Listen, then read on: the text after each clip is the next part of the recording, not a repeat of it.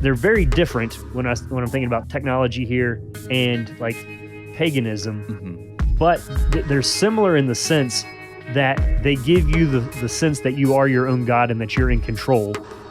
And pledging allegiance to Christ is the opposite of that. Yeah. And so that's the main difference here, is that Christianity is it's not competing, it's not in competition with any of these other systems, because it's not even in the same category as far as what the outcome actually is. Hello and welcome to Thinking Out Loud. I'm your co-host, Cameron McAllister. And I'm your co-host, Nathan Rittenhouse. Nathan, I've been really interested in the spiritual habits of our neighbors lately. And I mean neighbors in the broader sense here. But I think some of you will be aware of the book Strange Rites, R-I-T-E-S. This has come up a number of different times on the podcast. This is written by Tara Isabella Burton, who I believe completed her PhD at Oxford University, but she interacts a lot with pop culture stuff as well. She's written for a number of different publications, but her area of interest, her area of expertise rather, is sort of the sociology of religion. So it's a good book, and it offers an interesting survey of American life right now. So what I'm going to say, I'll set out some of what is talked about here, and then we'll kind of go from there. If you hear some whistling behind me, that's the wind. It's a blustery day over here. Nobody's catcalling me. But she talks about the fact that America is kind of in a very spiritually vibrant moment. If you look at our habits. Well, it's not just habits. There's a phenomenal amount of research out there right now saying that we live in it used to be, that's undisputed across the board, although sometimes maybe it doesn't always immediately pop into our minds as something that we would just say, oh yeah, this seems true to me. But I think as Cameron speaks here, we'll get on the same page. Yes. Well, the data, as they say, bear that out. That's true. Any number of surveys and polls will lead you to that same conclusion. But why does that seem counterintuitive in some ways? So again, I want to pipe up here for a kind of common sense understanding of this in just a moment and say, those who don't recognize so much spiritual vibrancy are not wrong. But let me get there first. So a lot of people using meditation apps and very interested in yoga, and also lots of Middle Eastern or New Age practices, a lot of that happening. A lot of tarot cards in the mix, a lot of pagan rituals. This stuff isn't unusual at all. And in fact, it hasn't been for a long time, Nathan. I think it's worth pointing that out as well. And again, if you look at the data, America has always been a very spiritually eclectic nation. Part of that has to do with how international the country is. But part of it also has to do with the fact that Americans are just very spiritually curious people. This is a religiously very interesting nation to be a part of. And we are founded on religious diversity. So, correct. Yeah. That's a good start. It's a good start. And also the notion that we don't want to be beholden to dogma or some sort of institutional church or formal expressions of religion also is kind of in our DNA. And there's a very American frame of mind. We Americans are at heart rebels in some ways. And that's borne out in our spiritual practices as well. So, and again, a place to go there is just look at the writings of Emerson. Emerson eventually walked away from institutional Christianity because I think the straw that broke the camel's back for him was communion. But he wrote increasingly in very poetic language about the need to discover your own brand of spirituality. Now, he wouldn't have used a hideous word like brand, but his big picture is, of course, get out into the woods, into nature, and that's where you'll discover your true inner light, that sort of thing. So this has been with us since the nation's inception. But also, if you look back to the late 60s, the 70s, in some ways, our moment is there are striking parallels. A number of people point that out. But certainly in the late 60s, early 70s, lots of experimenting with paganism and, different modes of spirituality and all of that. So Tara Isabella Burton gives us a newfangled term, the religiously remixed. It's not my favorite term because it's basically just syncretism. So I think you can just say syncretism. Religiously remixed isn't even an easier. Usually, if you bring in a neologism, you're trying to find a more concise way to say something. But religiously remixed is a whole lot more cumbersome than just syncretism. Just say syncretism. But yeah, she's pointing to the habit of us taking a very individualistic approach to religion. So think about something like Buddhism. I'm gonna pick on an actor here, Nathan. I don't think that will bother you too much, but this is an actor who's a little bit older, so some people may not even know his name anymore. But Richard Gere. Some of you will know who Richard Gere is. Richard Gere. You may also, if you know him, you may also know that he is, according to him, a very devout Buddhist, which is a little funny to hear. About a super affluent, wealthy, powerful actor who is a Buddhist. So that's a picture, I think, of a lot of a kind of Americanized approach to a lot of these things. Something else like Hinduism, for instance. I mean, the tendency to take these and mix and match them and use them sort of as a kind of fashion statement. This is sort of what Tara Isabella Burton has in mind. Can I just, while we're making everybody uncomfortable here, what about the Sure. concept of an what about the concept of an independent church? Is that a uniquely Yeah. American? Because I get a sense of where you're going with this and where her book is going with it, but it's hard for me not to be like, yeah, but this is pretty much alive and well within Christianity too. So just keep that in the Yes. back of your mind as Cameron progresses here, Hmm. that we're complicit in Yeah. a lot of what we might be looking down our nose at other people for here. Absolutely. And I mean, again, it's helpful to, let's point back to the history real briefly there, Nathan. I mean, I think the American experiment is in part founded on getting away from a state church, of course. That said, though, that creeping individualism, which is so much in our DNA, has a way of infiltrating our congregations. And so what I'm getting at here is, so yes, on the one hand, we are absolutely immersed in spiritual practices, many of them pagan, many of them having to do with witchcraft. And so let me also say this, Nathan, there's nothing neutral about any of that. I'm saying some of this with a smirk on my face and saying it Come on. with sort of a sardonic tone. Yeah, you want to talk about But this witch is talk? serious. Go for it. Let me just line you up to No, talk but about witch talk. oh, sure. Yeah, but this is serious stuff. And I mean, again, this is going to depend on, and not all of our listeners, of course, are Christians, and some people may indeed subscribe to some of these different belief systems, and some of them may be practitioners of some of this. So, from the standpoint of a Christian, I want to say on no uncertain terms, just in a spirit of intellectual honesty, I do think that there's real danger in these practices. Because I do think there are real spiritual powers at work here, and so I don't think this is neutral territory. But the sardonic tone that comes into my voice has more to do with, I'm smirking at American individualism. I'm not smirking at paganism. So I hope that's Yeah. clear. So what the impression that I come away with, though, with so much of this, Nathan. So on the one hand, you could look at this and you could say, all right, well, there are so many opportunities out there now I mean, these are spiritual stepping stones. And in some ways, I think that's true. There are numerous opportunities to talk to our neighbors about spiritual themes and to talk about Christ. I always think of Paul in, Athens at the Well, hang on. Areopagus, where yeah. So here, yeah, but this is where I see a little caution flag here, and people listening along may as well. Is that Hmm. um, it is hard to get Jesus to fit. It's hard to do syncretism with Jesus.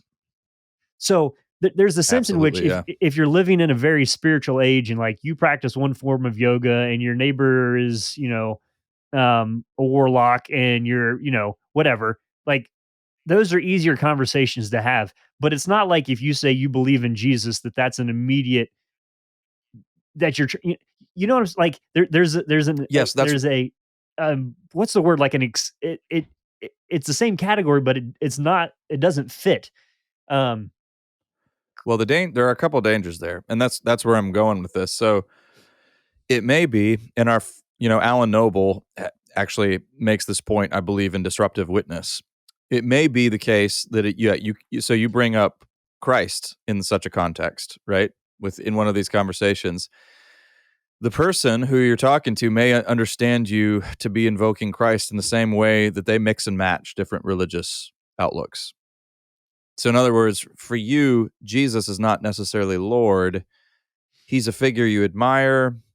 You recognize the legitimacy of some of his ethics, maybe his philosophies of life, but they wouldn't necessarily see, if you say, I follow Jesus, they wouldn't necessarily recognize that you have bowed the knee, surrendered your entire life, everything, every part of yourself to him, and recognize him as God and Lord of all.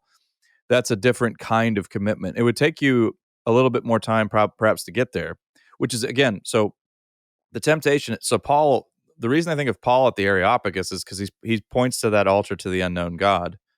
In times like ours, where there are so many altars to unknown gods just everywhere, the temptation is to stay there lingering in front of the altar and just talk about spiritual realities, because people will be there with you really quickly. Especially, another entry point for a lot of people is any kind of paranormal activity.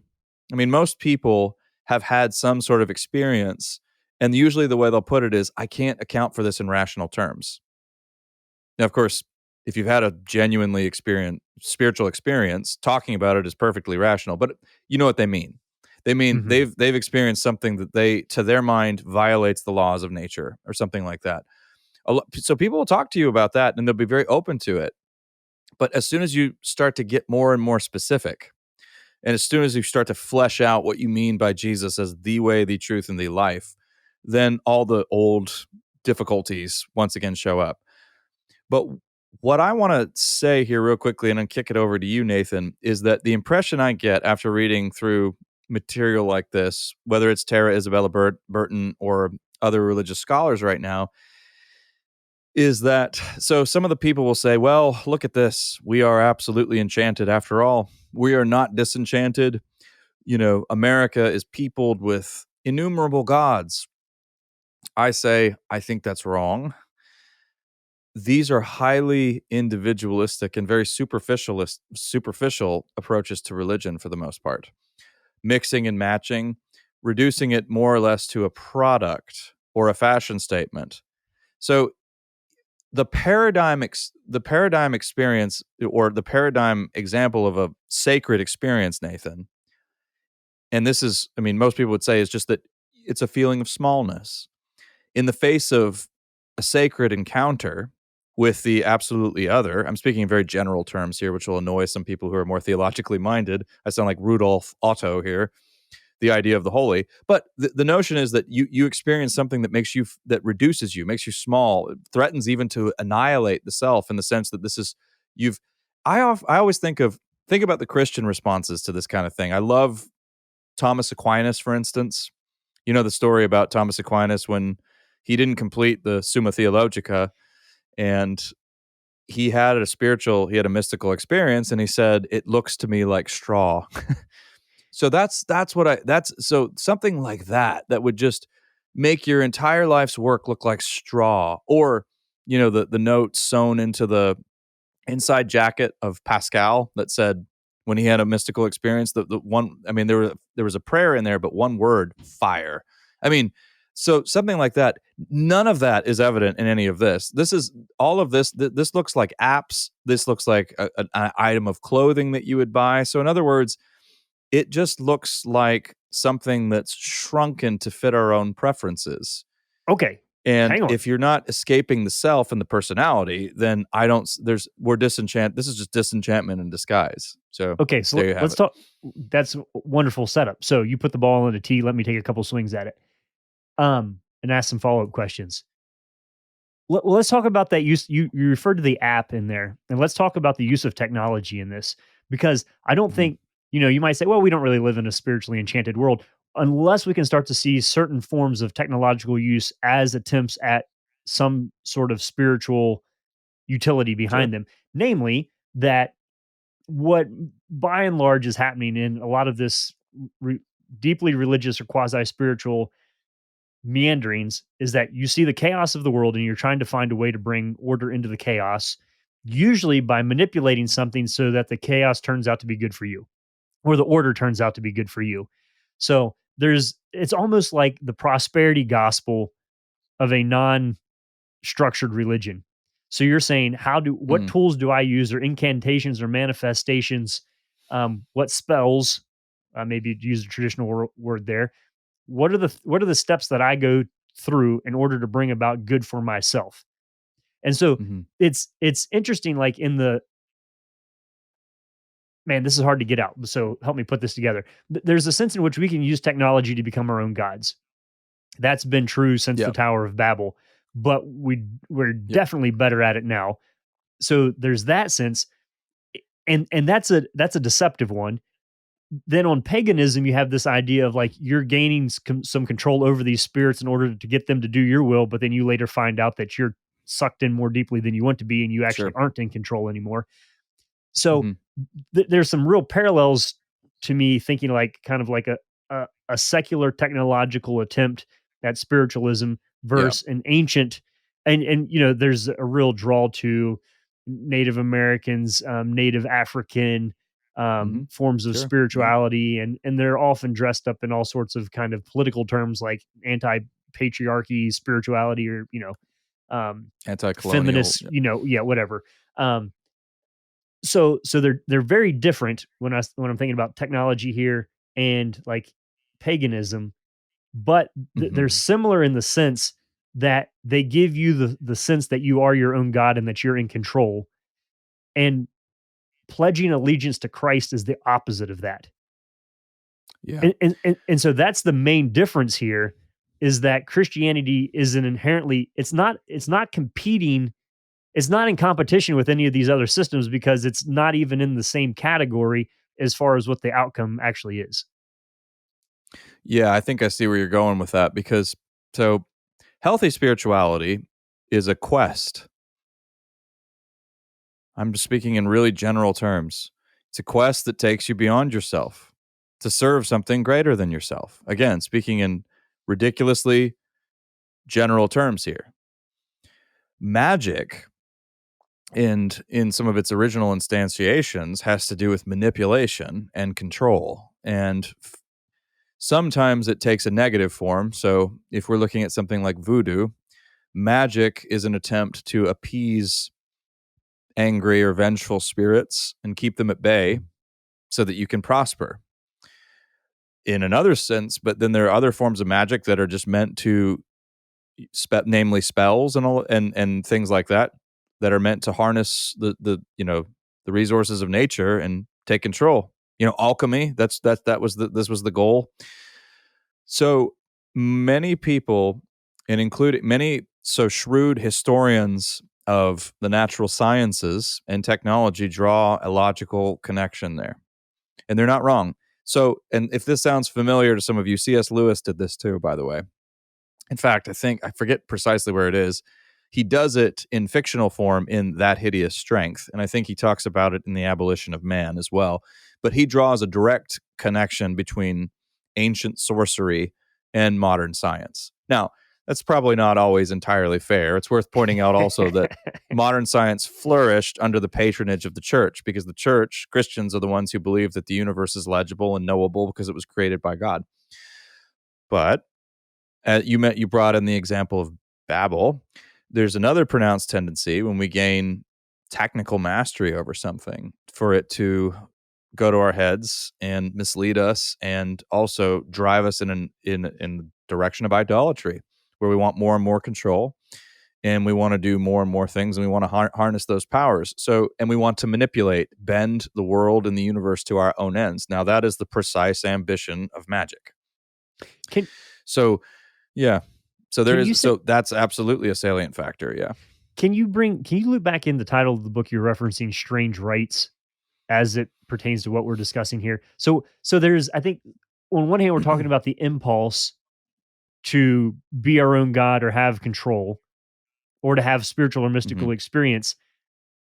Connect that to rights though for us, the rights, um what is it about the need for ritual and routine, and how does that Well, play I into think you this? were yeah, it's a great question. I think you were getting at it earlier, Nathan.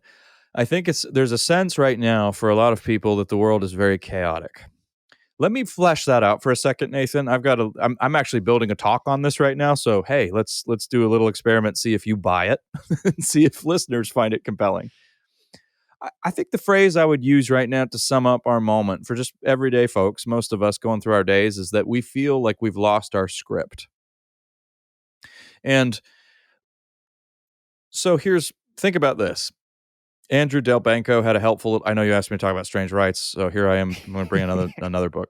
Sorry, I'll go back to strange rights. Andrew Delbanco wrote a great little book, very profound, called "The Real American Dream: A Meditation on Hope." I heard Tim Keller reference this years ago in a talk, and I immediately gobbled it up because it's a really good book. But the book is divided into, and it's a short one too. So hey, short read, great. You should read it. 3 sections, just 3 sections: God, nation, self. So he describes a narrowing lens right there for most people. So it starts off, America has a Christian heritage. I'm not arguing that it's a Christian nation in its past or anything like that. It has a strong Christian heritage, though. So when you have a vision where people are animated to serve God, you have a script. You know where you came from. You're made by God. You have an identity rooted in God and Christ. You know where you are because you know where you came from. You're on this earth. This is a mortal coil, but you have work to do here as well. But also you're about the Lord's business. And you know where you're going. You have a destiny. Your destiny is to be with God. Now it gets narrowed down, and Delbanco thinks the key figure here is Abraham Lincoln, where he really kind of brings in a whole new kind of civic religion. And it's a really intriguing argument. We don't have time to talk about it right now, but I think he's probably right about that. But now who are you? You're an American. Your citizenship is very big, and not just your citizenship, you belong to this nation. These are your people. These are where you come from. So where are you? You are part of America. You serve this nation. You want to see its future solidified. And so you have a destiny, that destiny. So it's shrunken a little bit now. You're away from a cosmic ruler now to a national identity, but then you go all the way down the funnel to self. Now it's narrowed to only your own personal interests, your whim, and your own personality. And that's where we're at today. And, Delbanco wrote this book a long time ago, 1990s or something like that. So we're there now to the nth degree. And so we're like those characters in Pirandello's play, 6 Characters in Search of an Author. We don't have a script anymore. We don't know where we came from. And if you don't know where you came from, you don't really know where you are. It's hard to make sense of where you are. And we certainly don't know where we're going. Nobody can agree on the destiny where we're going. And Americans don't really like a destiny anyway. We like the idea of becoming. We don't like to actually think about where we end the journey. So people feel like they have no script. So when you walk around feeling like you have no script, there's a feeling of unease and restlessness and deep anxiety. So you desire order. Well, rituals, we are ritual beings. Every day, most of us will get up and brush our teeth, I hope, and we'll have breakfast. We'll go through certain, motions, rituals every single day, kiss our spouse or whatever it is. Well, some of these, of course, sacred RITESs give us a sense of order. They help a lot of people to impose order on what they feel is inherent chaos. I mean, think about all the Marie Kondo stuff, the obsession with cleaning out your closets and all of that. I mean, on the one hand, you look back and you're like, this is just banal. Why are we all talking about, decluttering our homes as though this is some great philosophical endeavor? But in another sense, it kind of is. But people are trying this. These are small ways for people to feel as though they're taking back some sense of order in their lives. And, the other scholar worth mentioning here, and I think he goes to greater depth than Tara Isabella Burton actually, is Drew D.R.U. Johnson. Mm-hmm. He's done a lot of work on rights, and I think his book is called Human Rights, RITES. That's sort of a condensed version. He's got a lot of academic work on this as well. But basically, these rituals help. I mean, we need rituals anyway. We're ritualed creatures. But when we seize on some of these spiritual rituals, whether it's, involves sage or a meditation app or tarot cards. This is an attempt, in some ways, it's more than this, but it's an attempt to take back some sense of order and fight against the chaos of our lives. I mean, doesn't even somebody like Jordan Peterson uses a lot of language, Nathan, doesn't he, about chaos and pushing against the chaos? And so what does he say? I mean, he has a whole chapter on making your bed. So I think that's a big part of it, Nathan. Interesting, funny little thought popped into my mind when you're talking about Marie Kondo and the whole closet organizing thing and all of that. Did you know that she's recanted a lot of that? Have you heard about this? Yeah, because you told me. That's right. Yeah, I forgot about that. So she had a kid. This is what made Marie Kondo not so stressed out about organization. She had a child, and if anything, kids are bad for organization. I find second law of thermodynamics. They're bad for. Yeah, kids are bad for decluttering efforts. I found that my children sabotage my decluttering feng shui efforts on a routine basis. Yeah, house with 4 kids, I say entropy is high. So, so I'm joking here, but there are so here's the thing. You can have somebody who is an expert on how to organize a house who then actually has a child and says, "Oh, wait a second, the thing I got famous for doesn't work anymore." So there are times in life when our rites and our rituals can no longer keep up with the actual lived and felt experiences of reality. And I think that when you look at what is the master symbol for chaos is death. And that is the ultimate form of chaos. And so, yeah, you can burn your incense and your crystal bowl ceremonies and whatever you want to make you sleep better at night, but you're going to die. Yeah. It's like there isn't an incantation for that. And so there's this funny thing where I guess for me, if I, obviously speaking as a Christian here, to say that Christ has conquered death, and you almost get this jovial response to it, even out of Paul, "Oh, death, where's your sting?" Almost a mocking sense of it, is that if you want to talk about the reordering of chaos and the formation of a new heavens and a new earth, that really let's say that every form of spiritualism that we've talked about is true. And you're just looking at this pragmatically and saying, which of these cast a better vision for the restructuring of order and chaos in life? It's not even a contest. What's difficult is what is required to be part of what Christ is doing versus what is required to order a pack of incense on Amazon. I mean, it's just right. So there you have it. I mean, that sounds overly simplistic, but on one hand, maybe it isn't. Well, Christianity is also hardened realist when it comes to the truth of our mortality. You are going to die, and nothing you say or do will change that. And no amount of prosperity this side of eternity will change that.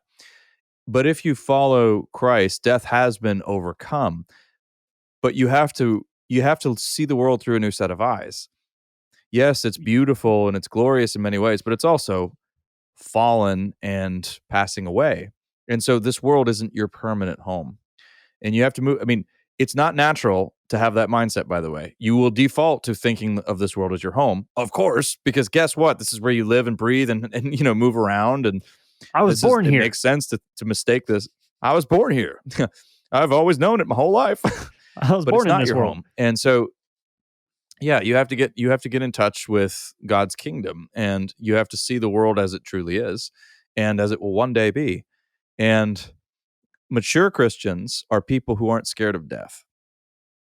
And that's a weird way to put it, but it's true. The older I get, the more one of the features that just tears human life apart and does sow a lot of chaos is a terrible fear of death. And it creates all sorts of anxiety. And of course, unfortunately, our moment right now gives us more access than ever to people dying all the time. And we see the news unfold in ways that we never did before. That's why I think for a lot of people, consciousness itself has become such a burden, because we're so flooded with so much more information than human beings have ever had to handle.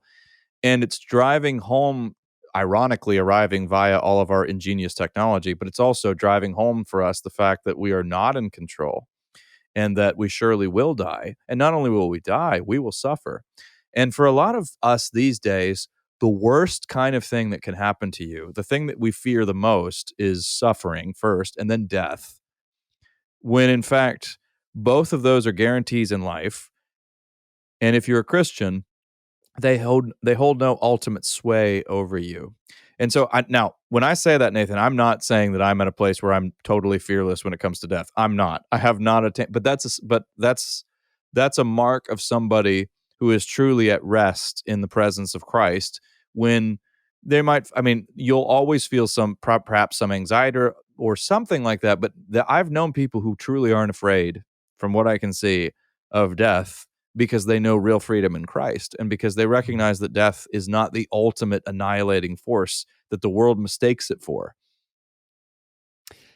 Yeah, so I mean, it's brings us back to um, hilarious isn't the word, but I guess the raw honesty of the gospel.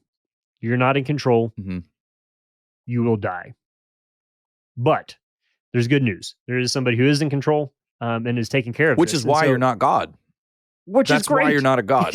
Yeah. for so And many why reasons. you need a God. That's why you need not a God. You need the God. You need a savior. You You're need to not be a God. saved. And I think, yeah, you got to be saved. So that's why the notion that, I mean, so many of these other alternate kind of or exotic modes of spirituality that come to us through our apps or whatever do have a pronounced tendency to mislead us into thinking that we somehow are in control of our own destiny if we just harness the right tools or pay the right monthly fee. You're not a god. You cannot save yourself in the ultimate sense. And that can cause huge vexation and fear and anxiety. Or you can know the liberating truth and, well, the liberating life from Christ, who offers you newness of life now and the promise of and the hope of the resurrection. I mean, again, it's worth pointing out, apart from Jesus' resurrection, I mean, again, as Paul says in 1 Corinthians 15, if Jesus has not risen from the dead, we are of all people most to be pitied. There is no hope in life apart from Christ's resurrection. Yeah, there's a I know we got to bring this to a close, but there's also a funny little thing here is that you can't be a full human if you're your own god. And so there Right. something Yeah. that's spectacular about the beauty of humanity that we forfeit when we try to be a god. I think that's a whole other podcast. But yeah, I mean, I think examples of what we call inhumanity happen when people try to surpass their human nature Yeah. or rewrite human nature in some way. So can we conclude this then by saying, Cameron, that yeah, everything that we've said on here, I think sounds a little bit simplistic because it's so complicated. And I appreciate having an audience that can run out all of those logical conclusions on their own. Um, Mm, but maybe just a takeaway for us on a practical level is that actually, when we look at a lot of the, well, maybe what we consider odd spirituality around us or the intriguing sacred rites that we see among our friends, family, neighbors, coworkers, that our response shouldn't be fear, actually. Our I think it's sorrow. It's not fear. Um, and so there have been times in the past where Christians have had some pretty wild knee jerk reactions to paganism. You can think of famous ones from witch trials to inquisitions, all sorts of things. That's not the Christ like response.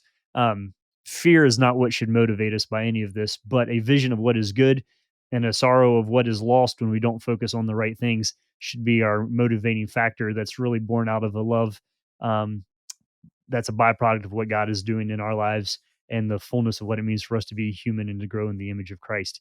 And so I just want to leave everybody with that encouragement that it's not like, mm. we probably talk about this a little bit more than most Christian sources of information do, but it is a massive part of our culture right now. And so you can't just sweep it under the rug. But I think if we recognize that it's not something to fear, but it's a real opportunity, then we can have our eyes wide open to what's going on in the world around us and be faithful in that. So just want to encourage everybody along the way here that we're not talking about this because we're afraid of it. Um, we're talking about, or that we think it's weird. I mean, this is called normal humanity. But our chaos has been disrupted by a savior. And so that's where we get started in the conversations that we have. Hope this is helpful to you. You've been listening to Thinking Out Loud, a podcast where we think out loud about current events and Christian hope. Thanks for listening to Thinking Out Loud.